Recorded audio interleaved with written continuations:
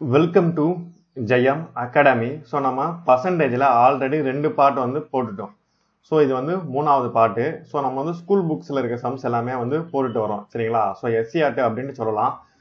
So இதை பார்த்தாலே போதும், நீங்கள் மொத்தமாக ஸ்கூல் புக்கில் இருக்க சம்ஸ் வந்து மொத்தமாக கவர் பண்ணிடலாம். நம்ம வீடியோ மட்டும் பார்த்தாலே போதும், சரிங்களா? இப்போ நம்ம டேரெக்டாக சம்ஸ்குள்ளே போயிடலாம்.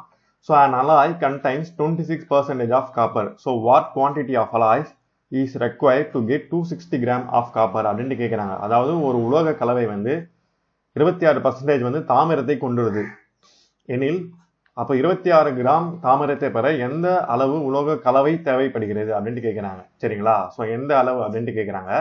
இப்போ ஃபர்ஸ்ட் ஒரு அலாய் இருக்கு, அது வந்து 26% வந்து காப்பரை கொண்டுள்ளது. அப்போ 260 கிராம் காப்பரை பெற எந்த அளவு அலாய் தேவைப்படுது அப்படின்னு கேட்குறாங்க. ஸோ அதுதான் நம்ம ஏ அப்படின்ட்டு நம்ம வச்சுக்கலாம். ஸோ அப்போ A is equal to 260 into 100 divide by 26 அப்படின்னு போட்டுங்க. அப்போ 26 1 இது 10, அப்போ 10 இன்ட்டு 100 1000. அப்போ 1000 கிராம் ஆஃப் அலாயில தான் நம்மளுக்கு 260 கிராம் ஆஃப் காப்பர் வந்து கிடைக்கும், சரிங்களா? அலாய் அதான் ஆன்சர். ஸோ இது இப்படியும் போடலாம்.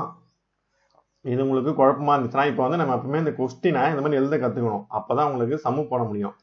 ஸோ ஒரு அலாயில் 26 கிராம் ஆஃப் காப்பர் இருக்குது, அப்போது 260 கிராம் வந்து வர எவ்வளோ அப்படின்ட்டு கேட்குறாங்க. இதை வந்து இன்னொரு மெத்தடில் போடுறேன். ஸோ ஒரு 100 கிராம் அலாயில் 26 வந்து பர்சன்டேஜ் வந்து காப்பர் இருக்குது, சரிங்களா? ஸோ 100% 26 காப்பர் இருக்குது. அப்போது 260 கிராமுக்கு நம்மளுக்கு எவ்வளோ அப்படின்ட்டு கேட்குறாங்க. அது நம்மளுக்கு தெரியாது, எக்ஸு. ஸோ எக்ஸ் இதை வந்து கிராஸ் மல்டிப்ளை பண்ணுங்க, இப்படி, சரிங்களா? அப்போ x into 26 is equal to 260 into 100. அப்போ x is equal to 260 into 100 divided by 26. So இப்படி போட்டிங்கனாலும் உங்களுக்கு 1000 வந்துடும், சரிங்களா? ஸோ இந்த மெத்தட்ல நீங்கள் போடலாம், இந்த மெத்தட்லேயே போடலாம். உங்களுக்கு எது ஈஸியாக இருக்கோ அதை நீங்கள் போட்டுக்கோங்க, சரிங்களா? இப்போ செகண்ட் சம் பார்க்கலாம். குழல் mothers make a dosa by mixing the batter made from 1 portion of urad dal with 4 portions of rice. Represent each of the ingredients used in the batter as percentage. அதாவது ஒரு பங்கு உளுந்த மாவுடன் 4 பங்கு அரிசி கலந்த மாவில் குழல் என்பவரின் தாயார் தோசை தயாரிக்கிறார் எனில் மாவில் இருக்கும் மூலப்பொருட்களை சதவீதமாக குறிக்கவும் அப்படின்ட்டு கேட்குறாங்க. ஸோ அவங்க எப்படி தயாரிக்கிறாங்கன்னா 1% உளுந்து மாவும், இது வந்து உர்ரத், 4% அரிசி, சரிங்களா? உளுந்து அரிசி, அப்போ மொத்தம் எவ்வளோ? 4 + 1 5, 5 பங்கு, சரிங்களா? ஸோ இது வந்து பர்சன்டேஜாக கேட்குறாங்க. அப்போது மொத்தம் எவ்வளோ? 5.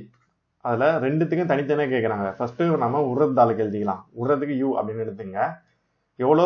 ஒரு பங்கு, 5ல் 1 இன்ட்டு 100, அவ்வளோதான் பர்சன்டேஜ். அப்போ 150 1 5 are 5, 25 are 100, அப்போ 20% தான் ஆன்சர். அப்போது 20% வந்து உளுந்த மாவு. இப்போ அரிசி ரைஸ் எத்தனை பங்கு? 5ல் 4 இன்ட்டு 100, அப்போ 1 5 are 5, 20, அப்போ 4 20 are 80% வந்து அரிசி. ஸோ அப்போ சதவீதமாக மாற்றிட்டுமா? அப்போது உளுந்து வந்து 20%, அரிசி வந்து 80%. இதுதான் ஆன்சர், சரிங்களா? ஸோ ஃபஸ்ட்டு ரேஷியோவில் எழுதிக்கிங்க. ஒரு பங்கு உளுந்து 1, 4 பங்கு அரிசி 4, அப்போ ரெண்டுத்தையும் கூட்டினா ஒரு 5, மொத்தம் டோட்டல் வந்து 5 பங்கு. இது வந்து டோட்டல், 5ன்றது டோட்டல்.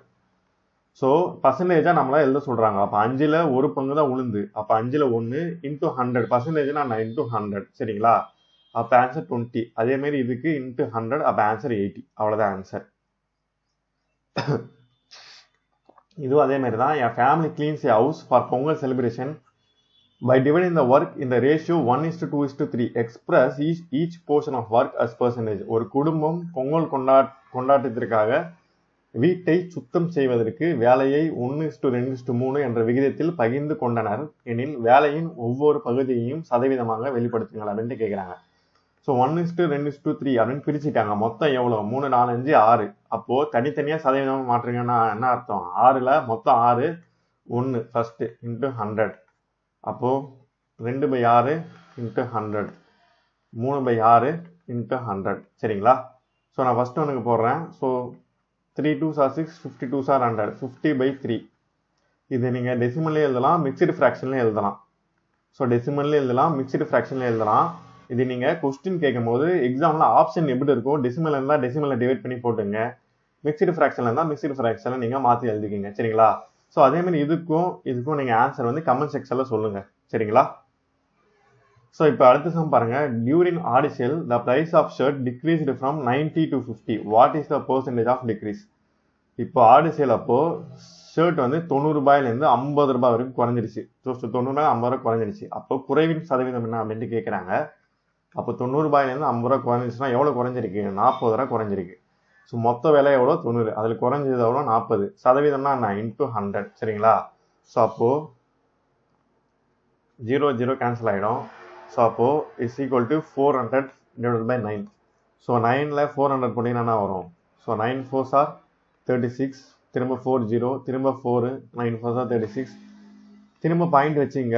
அப்போ தான் 0 சேர்க்க முடியும் இது கூட. சரிங்களா? 40, திரும்ப 4, திரும்ப 36, திரும்ப 4, இப்படியே தான் போயிட்டு இருக்கும். அப்போ 44.44% தான் ஆன்சர். இதான் குறைஞ்ச விலை. சரிங்களா? இது எக்ஸாம்ல மிக்சட் ஃப்ராக்ஷனாகவும் கேட்கலாம். அப்படி கேட்டால் நீங்கள் அந்த மெத்தடில் எழுதிக்கிங்க. சரிங்களா?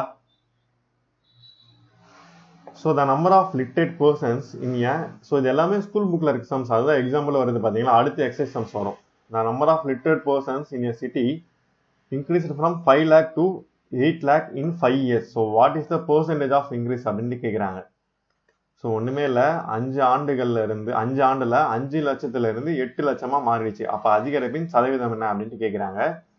ஸோ 8 lakhs மைனஸ் 5, ஏன்னா 5லேருந்து 8 மாறிடுச்சு. அப்போது மிச்சம் எவ்வளோ லேக்ஸ்? 3 lakhs.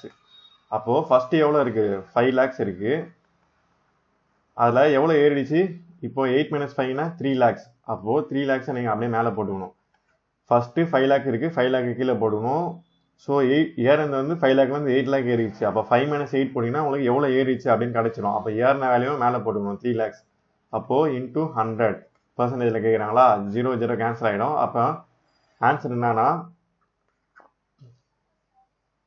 3 × 100 divided by 5. சரிங்களா? அப்போ 1 5s are 5, 20 5s are 100. அப்போது 60% தான் வந்து இன்க்ரீஸ் ஆன பர்சன்டேஜ். சரிங்களா? இதுதான் ஆன்சர். 60% வந்து இன்க்ரீஸ் ஆன பர்சன்டேஜ். சரிங்களா?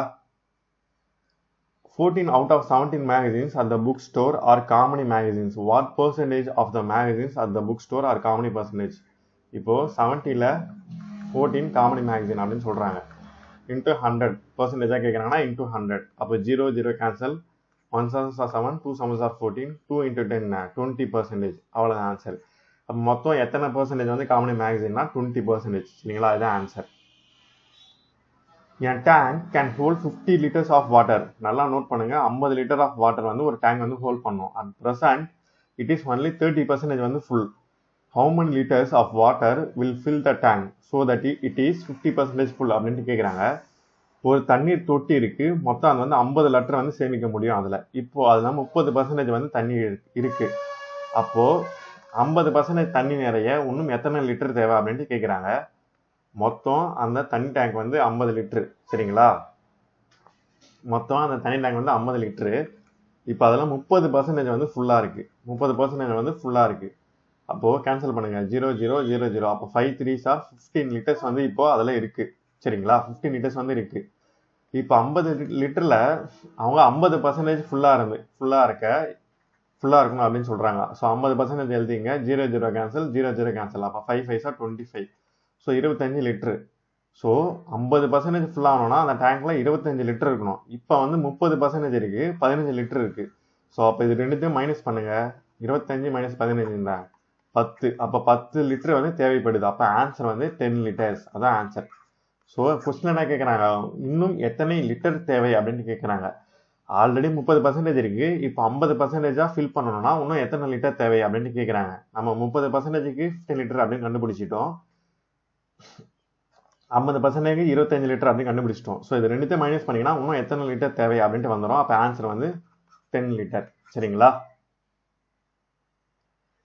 So Karun bought a pair of shoes at a sale of 25%. If the amount he paid was 1000, then find the marked price அப்படின்ட்டு கேட்குறாங்க. ஸோ கருண் என்பவர் வந்து ஒரு ஜோடி காலணிகளை 25% விலையில் வாங்கினார். அவர் செலுத்திய தொகை 1000 எனில் குறிக்கப்பட்ட விலையை காணுங்க அப்படின்ட்டு கேட்குறாங்க. ஸோ இப்போ கருண் வந்து 1000 ரூபாய் கொடுத்து ஒரு ஷூவை வாங்குறான். எத்தனை பர்சன்டேஜுக்கு? 25%. அப்போது அவங்க கேட்குறது என்ன? Find the market price. So market price நமக்கு தெரியாது. எக்ஸ் குறிக்கப்பட்ட விலை தெரியாது. அவன் வாங்கினது 100%. ஸோ 100% வந்து இதோட விலை நம்மளுக்கு 100% தெரியாது. அவன் வாங்குறது 1000 ரூபாய், அது 25%. சரிங்களா? ஸோ இதை அப்படியே கிராஸ் மல்டிப்ளை பண்ணுங்க, அவ்வளோதான் answer. So 1000 into 100 is equal to x into 25. அப்போ x is equal to 1000 into 25 divided by 100. சரிங்களா? So 1000 into 25 divided by 100.